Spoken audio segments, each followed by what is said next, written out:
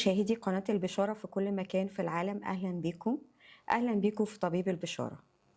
النهاردة هنتكلم معاكم في مشاكل الأنف والأذن والحنجرة، وهيكون معانا دكتور نسيم طلعت، أستاذ جراحة الأنف والأذن والحنجرة، كلية طب القصر العيني، جامعة القاهرة. أهلا يا دكتور نسيم. أهلا بيكي والسادة المشاهدين.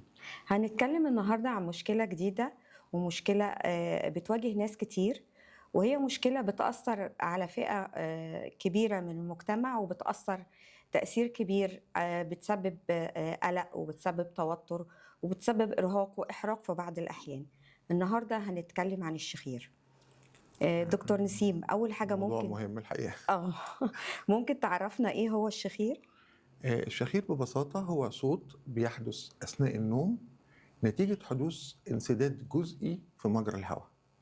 طبعا لو حصل انسداد كلي في مجرى الهواء مش هيبقى فيه صوت خالص، لكن نتيجة حدوث انسداد جزئي في مجرى الهواء بصرف النظر مستواه فين، لكن الانسداد ده لازم يبقى فوق مستوى الحنجرة، يعني على مستوى الأنف، الفم، البلعوم، فوق الحنجرة. المستويات دي كلها لو حصل فيها أي انسداد جزئي بيحصل إن الهواء وهو خارج وداخل بيعمل صوت، وده اللي بيسمى الشخير. طيب، هو زي ما احنا قلنا برضو ان هو بيبقى فيه نسبة كبيرة عندها الشخير، فممكن نعرف النسبة دي ممكن تكون قد ايه ما بين الناس اللي موجودة حوالينا؟ الحقيقة اللي مكتوب يعني مسجل علميا أقل من الحقيقة، لكن المسجل علميا إن 30% من الرجالة بيعانوا من الشخير. 30% دي رقم كبير، يعني لو احنا افترضنا ان احنا الفئة العمرية مثلا مصر لو في 100 مليون مثلا، يعني ومن ضمنهم نقول مثلا في جزء لو 70 مثلا منهم 70% منهم كبار مش أطفال، تمام؟ الأطفال النسبة أعلى، ف30% بالنسبة ل 70 مليون احنا بنتكلم في حاجة و20 مليون، فده رقم يعني. ده بالنسبة للرجالة. بالنسبة للسيدات 10%.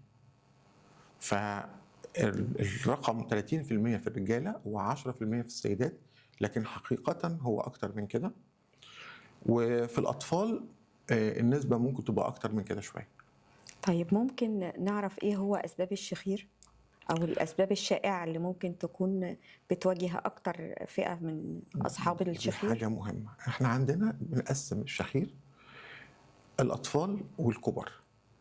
ليه؟ الأطفال الحقيقة الأسباب بتبقى يمكن أسهل شوية في العلاج، لأن معظمها بتندرج تحت بند اللوز، تضخم اللوز وتضخم اللحمية اللي احنا اتكلمنا عنهم في حلقات قبل كده.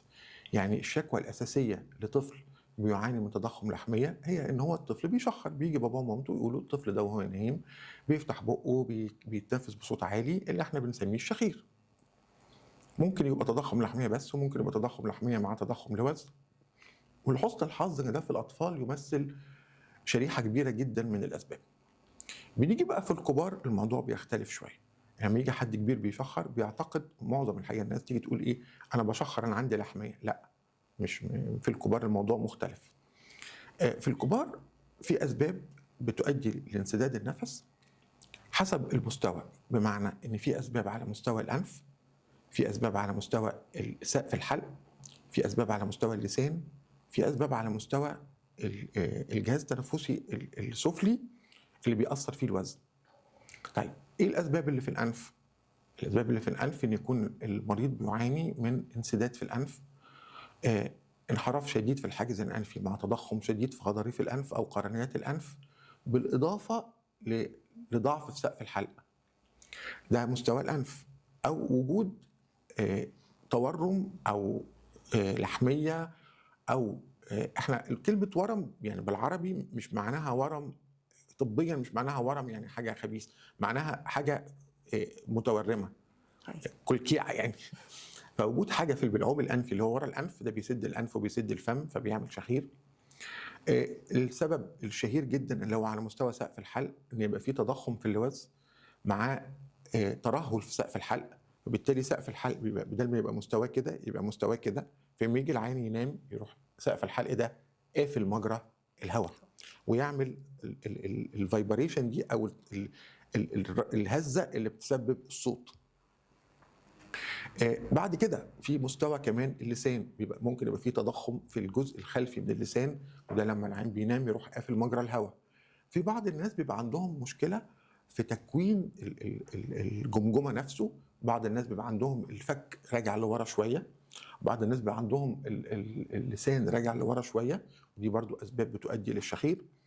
طبعا زياده الوزن بصفه عامه بتؤدي ان الضغط بتاع البطن ده بيبقى يخلي حريه حركه الحجاب الحاجز وهو بينزل عشان الهواء تتملي، الرئه تتملي هواء، حريه محدوده، وبالتالي برضو بيأثر على الشخير وبيزود الشخير. فالشخير اسبابه متعدده جدا، ومهم جدا ان احنا قبل ما نبتدي نعالج العيان نعرف هو هل بيعاني من انسداد على مستوى واحد ولا على كذا مستوى. لان انا لو عالجت مستوى واحد والعيان عنده مستويات تانية فيها انسداد هيفضل برضو العيان يشخر. يعني معنى كده ان مش ممكن يبقى سبب واحد، ده ممكن يبقى عند المريض كذا سبب. بالظبط. طيب عايزه اسال، هو في بقى انواع للشخير ولا الشخير كل واحد؟ ده سؤال مهم جدا، ويمكن ده اهم سؤال. ليه؟ لان في ناس بيجوا يشخروا وبعدين هم بيشتكوا من شخير، او بيشتكي حد اللي بينام جنبهم يعني بيشتكي أيوة. من الشخير، وبعدين بيقول لي خلاص يا دكتور انا طب افرض انا انا هحط سداده في وداني ومش او انا هنام في اوضه لوحدي. أيوة. لا، المشكله مش في كده بس. مشكله الشخير مش مشكله صوت ومش مشكله اجتماعيه فقط، لا، احنا عندنا في درجه اسمها الشخير، وفي درجه اكتر شويه اسمها الاو اس اي او الاوبستراكتيف سليب ابنيا او انسداد النفس اثناء النوم. ان الشخير ده في مرحله متقدمه شويه بيبتدي العين نفسه يقف لبعض الوقت 10 ثواني، وبعدين يبتدي ياخد نفس تاني ويشخر تاني. انسداد النفس ده بيعمل مشاكل جامده جدا، بمعنى ان الشخير ليس فقط مشكله اجتماعيه لكنه مشكله صحيه. بيعمل ايه؟ بيرفع ضغط الدم مع الوقت، بيرفع حاجه اسمها ضغط الشريان الرئوي مع الوقت، بيعمل لخبطه في ضربات القلب. الحاجه كمان المهمه ان الشخير اثناء النوم، او احنا المرض بنسميه ايه؟ بنسميه الشخير واضطرابات النوم. لان مش مجرد ان العيان بيعمل صوت، لا، ده العيان ده نومه مضطرب. ليه نومه مضطرب؟ الجزء ده جزء يعني حلو وبنحب نشرحه للناس. هو احنا ليه بنشخر واحنا نايمين وبنشخرش واحنا صاحيين؟ علشان واحنا نايمين بيحصل ايه؟ لو المجرى الهوائي عامل كده، بيحصل المجرى الهوائي ده العضلات واحنا نايمين بترتخي، فبيبتدي المجرى الهوائي يرتخي، فبتدي المجرى الهوائي يحصل له ايه؟ يضيق. فلما المجرى الهوائي ده بيضيق يبتدي الاكسجين يقل وثاني اكسيد الكربون يزيد. لما ثاني اكسيد الكربون يعلى، ثاني اكسيد الكربون ده ينبه المخ، يقول له الحق الحق الحق، ده العيان بيتخنق او البني ادم ده بيتخنق. فالمخ يروح عامل ايه؟ يروح منبه العضلات، تروح العضلات عامله ايه؟ بدل ما هي مرتخيه كده ترجع ايه؟ تتشد شويه. فالعيان ينتقل، العضله عشان تتشد دي لازم العيان ينتقل من نوم عميق لنوم سطحي. لما العضله تتشد شويه النفس يتحسن، فالاكسجين يتحسن، فثاني اكسيد الكربون يعمل ايه؟ يقل، فالتنبه للمخ يقل، فيبتدي العيان ايه؟ ينام، فلما ينام العضله ترتخي. فالعيان طول الليل عمال عشان العضلات ترتخي والتون بتاعها او القوه بتاعتها ترجع، يبقى هو عمال ينتقل من نوم عميق لنوم سطحي، نوم عميق لنوم سطحي، فهو ما نامش كويس طبعا. ما نامش كويس، فيجي العين يقول ايه ده؟ هو شكله نام 8 ساعات لكن يصحى كانه ما نامش. فيبتدي العين يبقى نومه مضطرب، يبتدي يتقلب كتير. الاطفال ممكن حتى يبقى في كوابيس بالليل، حركته كتيره وهو نايم، لما يصحى معظم الوقت مصدع، حاسس انه ما نامش. بنسميها المورنينج هايبر سومنولانس، ان هو حاسس انه نعسان، صاحي نعسان مش نايم، لان هو فعلا مش نايم. بيجي لنا ناس يعني بيشتغلوا سواقين بيقولوا واحنا سايقين بننام واحنا سايقين. دي طبعا حاجه في منتهى الخطوره طبعا، لان هو فعليا مش نايم. عشان كده احنا بنقول الشخير مش مجرد مشكله اجتماعيه، لا، ده مشكله صحيه كمان، وليه اضرار مهمه جدا فلازم يتعالج. تمام يا دكتور. طب يا ترى مريض الشخير في فحوصات معينه نقدر نعملها له، او ايه هي الفحوصات اللي ممكن يعملها مريض الشخير؟ طبعا اول حاجه الفحوصات هدفها ايه؟ هدفها حاجتين، ان احنا نعرف السبب ونعرف الدرجه. هل العيان ده شخير بسيط ولا معاه انسداد نفس؟ انسداد النفس ده بنقسمه بسيط ومتوسط وشديد، وعلى هذا الاساس وعلى اساس السبب اللي هو مكان الحته المقفوله بنبتدي نعالج العيان. اول حاجه مهمه جدا جدا جدا جدا التاريخ المرضي. يعني ما ينفعش العيان يقول لنا ايه انا بشخر، طب تعالى، لا، لازم نقعد نساله كويس جدا. أيوة. الشخير ده بقاله قد ايه؟ طيب وهو صاحي نفسه كويس ولا وحش؟ هل هو نايم على ظهره بس ولا نايم على ظهره ونايم على جنبه؟ هل الشخير ده بنسال بقى، لازم عيان الشخير لازم نسال اللي بينام جنبه. طيب هل نفسه بيقف ولا مش بيقف؟ هل بيصحى مصدع ولا بيصحاش مصدع؟ هل ضغطه بيعلى ولا ضغطه مش عالي؟ كل الحاجات دي حاجات مهمه جدا في التاريخ المرضي. الموضوع ابتدى بقاله قد ايه؟ هل وزنه زاد مؤخرا ولا وزنه ما زادش؟ فالتاريخ المرضي ده اول مرحله من مراحل تقييم المريض، بنسميه البيشنت اسسمنت. طيب المرحله الثانيه ان احنا بنكشف على المريض اكلينيكيا. عشان كده برضو مش مفترض ان العيان اول ما يروح للدكتور يديله فحص او يديله اشعه، لا، احنا دايما بنقول للعيان احنا حضرتك عايز تعالج الاشعه ولا عايز تعالج شكوتك؟ فلازم نبص عليك انت، لان مفيش اتنين عيانين زي بعض. طبعا. فبنبص على العيان، بنفحص الانف وبنفحصها بالمنظار وبنفحص البلعوم الانفي وبنفحص الفم وبنفحص سقف الحلق وبنفحص اللسان وبنبص بالمنظار بتاع عشان على الحنجره. كل الكلام ده احنا لسه في العياده، خدنا التاريخ المرضي للعيان وفحصناه. طيب في بعد كده بقى اللي بنسميها الفحوصات او الانفستيجيشنز. عندنا كذا حاجه. في فحص ان احنا بندخل منظار من الانف العيان، تمام، ونخليه يقفل بقه ويقفل مناخيره ويعمل كانه بيشفط الهواء عشان نشوف ايه الجزء اللي بيتقفل. لان في عيان احنا المجرى الهوائي مدور كده تقريبا يعني، فالعيان اللي الحته بتتقفل كده غير اللي بتتقفل كده. اللي الجنبين بيتقفلوا ده ليه علاج، واللي بنسميه الانتروبستيرور او قدام لورا بيتقفل دي علاج تاني. فده اول فحص اللي بيتعمل بالمنظار المرن. تاني فحص بنسميه معمل النوم، واسمه يعني العيانين بيستغربوا شويه. ايه معمل النوم ده؟ ان احنا العيان بينام بنديله حاجه تساعده عن النوم في مكان متوصل باسلاك. معقول؟ ما هو بيديله منوم، والعيانين بتوع الشخير الحقيقه بيناموا بسهوله. يبتدي بقى، زمان كان معمل النوم ده النتيجه بتطلع ورقه كده بتاع قد كده، دلوقتي بقى الكمبيوتر بيطلع لنا صفحه واحده.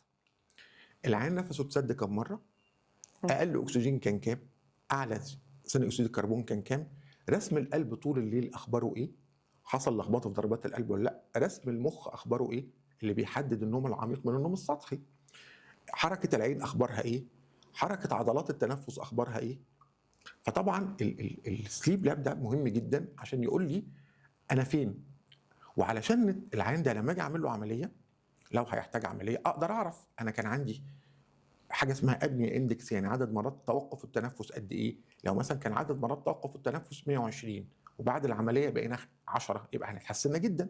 او ما فيش خالص ابنيا اندكس، حتى لو العيان بيشخر شويه، لكن هو اتحسن لان ما بقاش يحصل توقف للنفس.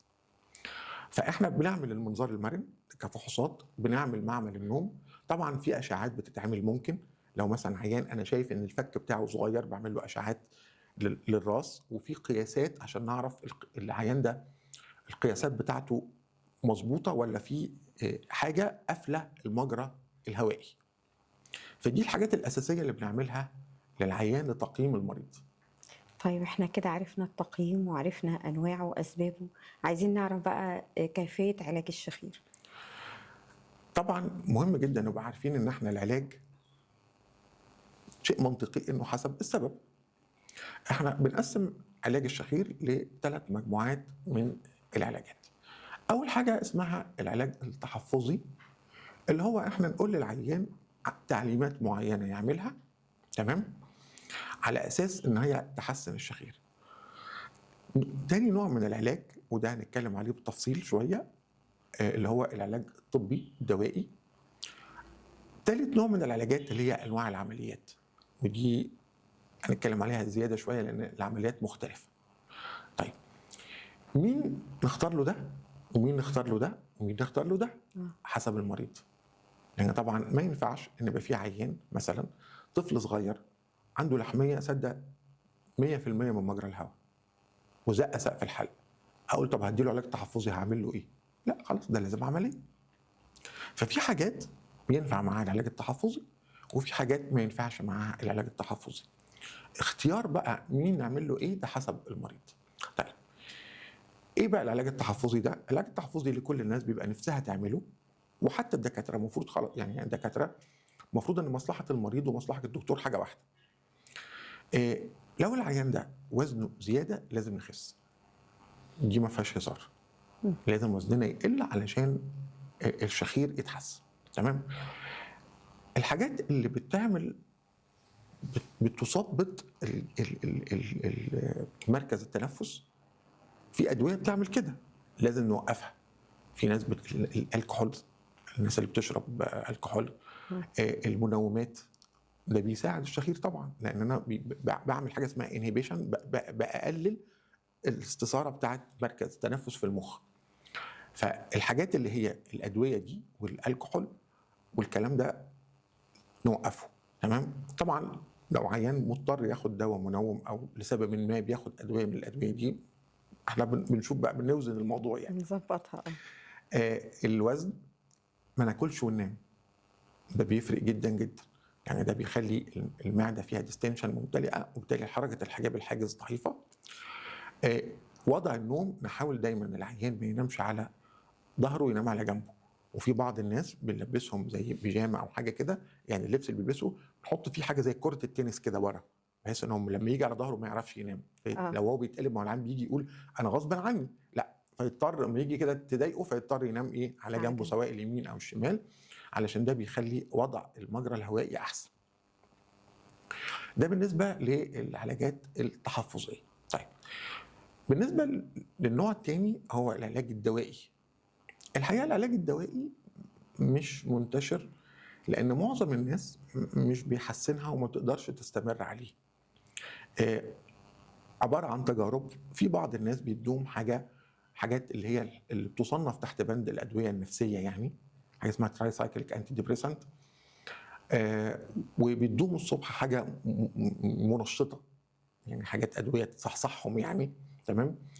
وبعض الناس جربوا فتره انهم يدوا بعض الادويه، بيقولوا انها بتحسن، يعني بتخلي الاكسجين، الريسبونس بتاع او الاستجابه بتاعت المخ لنقص الاكسجين احسن.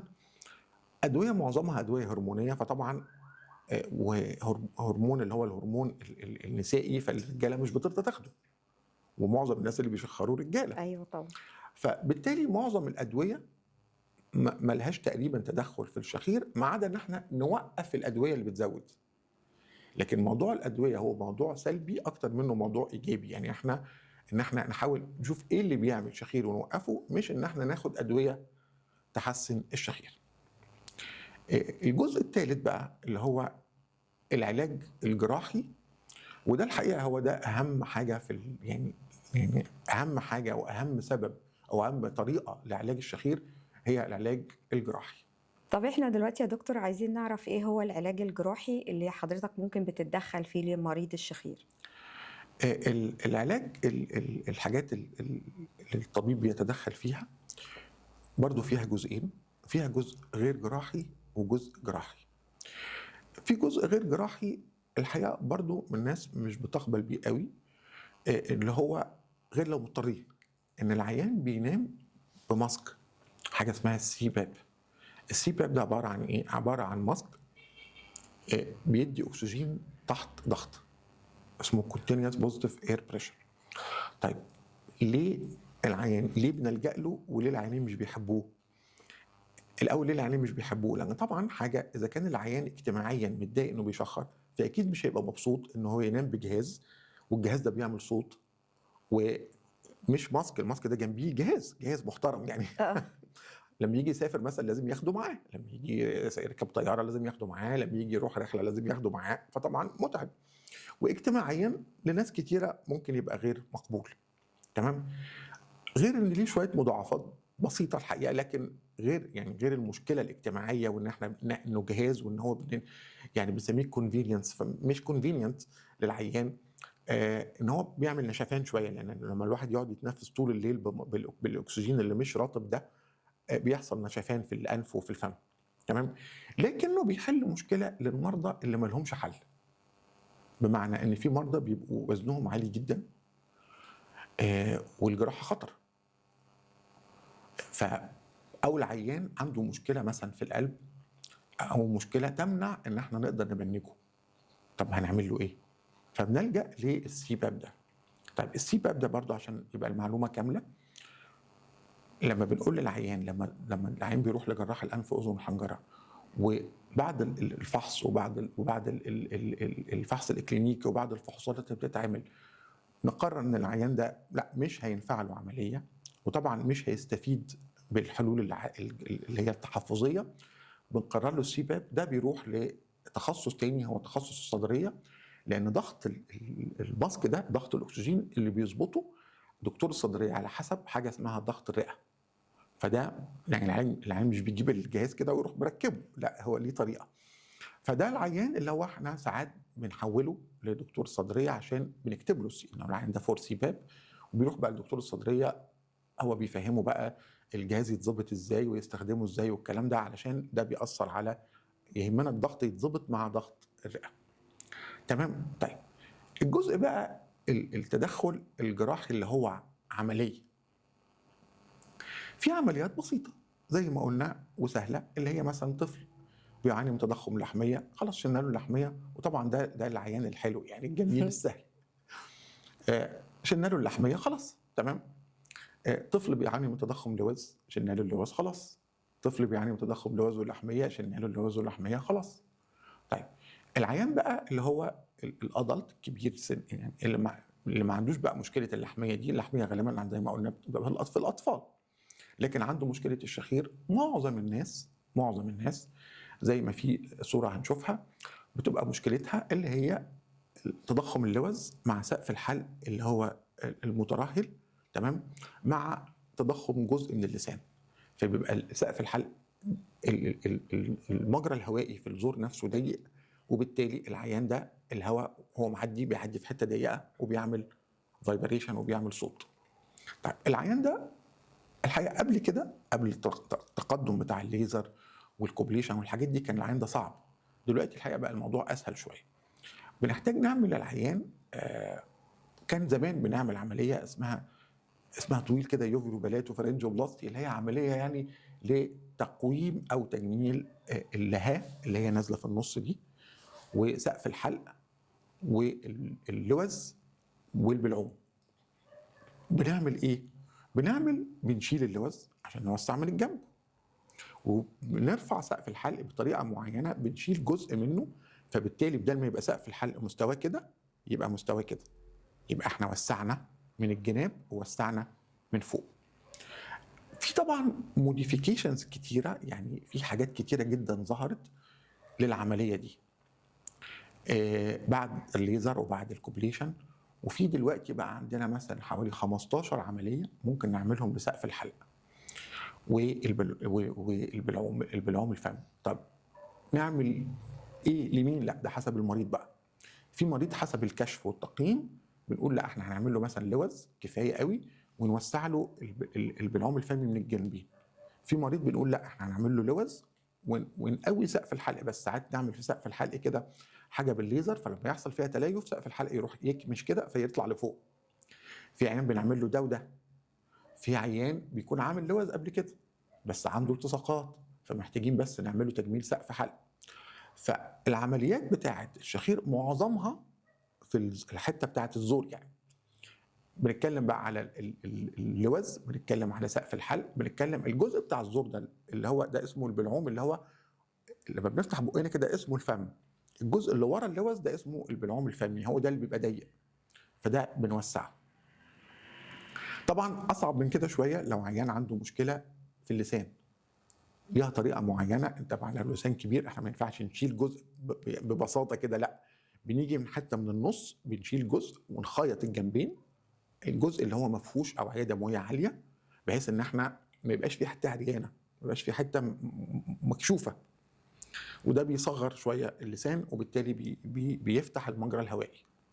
طيب اصعب من كده شويه الناس اللي عندهم الفك راجع لورا، لا ده بنحتاج نكسر الفك ونطلعه لقدام، فبدل ما الفك يعني الفك كده اهو راجع لورا، فبنكسره ونروح مثبتينه بعد كده في مكان قدام شويه عن المكان اللي كان فيه.